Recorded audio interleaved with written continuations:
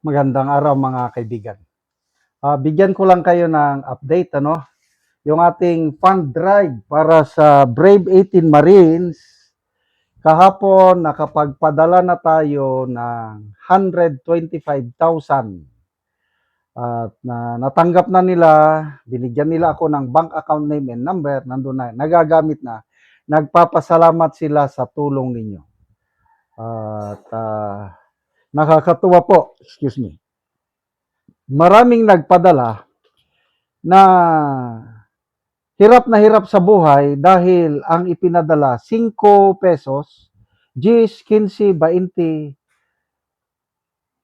Ramdam ko yung pagmamahal nila sa Brave 18 Marines.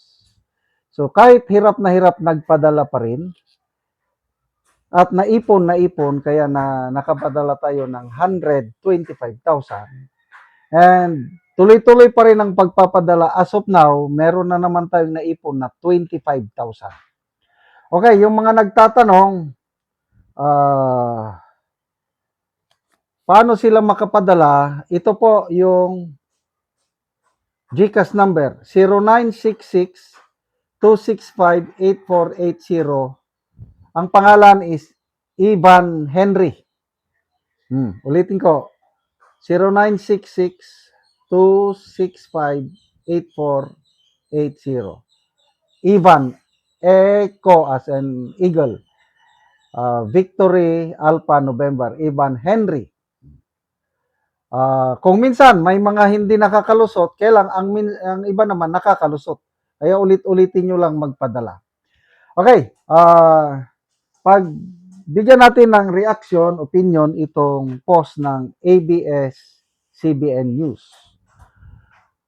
Matapos pasaringan ni Senator Alan Peter Cayetano na Senate of Malacanang ang Gatchalian Block, bumanat si Senator Rapi Tulfo na Senate of the DDS, diehard Duterte supporters naman ang kampo ni Cayetano. Ito, basahin ko muna yung unang statement ni SP Cayetano. Dalawa ang Senado natin ngayon. You have the Senate of the Philippines, you have the Senate of Malacanang. And you have two blue ribbon committees. Yung isa ay committee di absuelto na ang kanyang main work is paano i-absuelto yung mga high officials ng ating bansa. At yung isa naman na seeking the truth. So, rest back ni Rapi Tulfo, kanino pong side si Senator Alan Peter Cayetano? Siya po ang Senate of the DDS. Kami po, Gatchalian Block, ang tunay na Senado ng Republika ng Pilipinas. Ayan. So, dalawang faksyon ngayon nag-aagawan ng liderato sa Senado.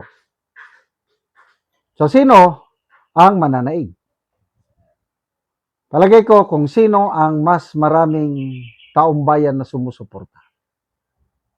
At sa tingin ko, basing from comments, reaction sa mga post tungkol sa kaguluhan sa Senado, ang nakikita ko, pinakamababa 80% hanggang 90% ang sumusuporta sa grupo ni SP Cayetano. Para sa akin, ang tunay na Senado ng mamamayang Pilipino, Senate of the Philippines, itong grupo ni Senator Alan Peter Cayetano. Bakit? Legally, sa Constitution natin, 1987 Constitution, nakasaad doon na ang Senate President ay botohan piliin sa pamamagitan ng majority of all senators. At ang grupo ni Senator Cayetano noong May 11, sa isang quorum sa Senado, nakakuha siya ng 13 votes versus sa 9 na boto lang ni Soto. Dalawang nag-abstain. Kaya, nailuklok siya as Senate President. Itong grupo ni Gatchalian, paano naging Senate President? Anong basihan nila? Hindi po ang 1987 Constitution ang basihan nila. Ang binabasihan nila, 1935 Constitution na hindi na ginagamit. Yung Abilino Doctrine na sinasabi nila ay hindi na pwedeng gamitin ngayon. Dahil yung nangyari nung kay Abilino at Cuenca, nung nagsimula yung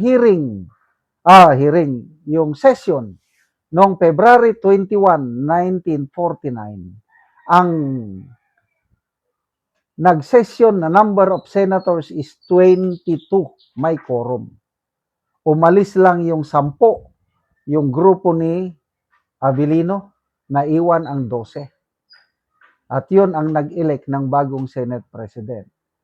Bakit nirecognize ng Supreme Court noon yung 12? Kasi noong 1935 Constitution, walang nakalagay na specific number of senators na pipili sa Senate President. Ang nakalagay lang sa 1935 Constitution, malabo, the Senate shall elect their officers. Ganon lang. Kaya ganon din ang desisyon ng Supreme Court. Noong 1987 Constitution, para maiwasan yung kaguluhan ng Abilino-Cuenca Doctrine, nilagay ng framers ng 1987 Constitution, majority of all members. 13 ang majority ng 24, dapat yun ang masunod. Si Senator Alan Peter Cayetano ang nakakuha ng 13. Si Gatchalian 12 lang. To me, hindi yan ang tunay na Senate of the Philippines. Agree ako doon sa sinasabi ni SP Cayetano na ang Gatchalian Block ay Senate of Malacanang. Sa totoo lang, that is my opinion. Sige, Senate of the DDS, karapatan niya yun. But I don't believe so. Ang 12 senators sa pamumuno ni Senator Cayetano, yun ang may hangarin na magserbisyo sa taong bayan. Kaya mabuhay ang Cayetano Block. Kayo ang mananaig, kayo ang tunay na leader sa Senado. Salamat mga kaibigan sa inyong pagsubaybay sa channel na ito. Nakakatulong kayo ng malaki sa tribong Talandig ng Bukidnon dahil ang sweldo natin sa channel na ito is pantulong sa tribo. Namimigay tayo ng libreng yero at pako para makapagpatayo sila ng mas maayos na tirahan. Panoorin nyo ang video na ito. Nani ang nahatag na mo ngayro, so mag-atop na ni karon ang natagaan namo. So tanggalo na gyud ang mga sako. Mga pluro. Guys.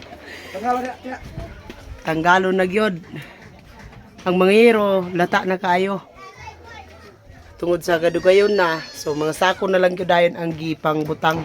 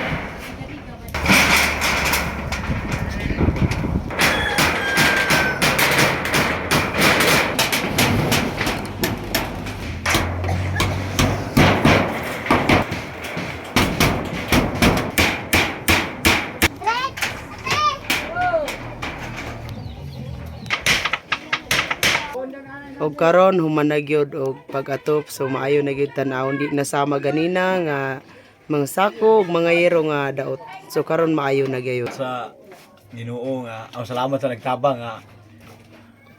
Tagaan gyud mig mga top, di namin maulanan, so especially salamat kayo sa Ginoo nga. Sa Suko sa Ginoo nga tao nga mutabang sa mga. So mura na daghang salamat.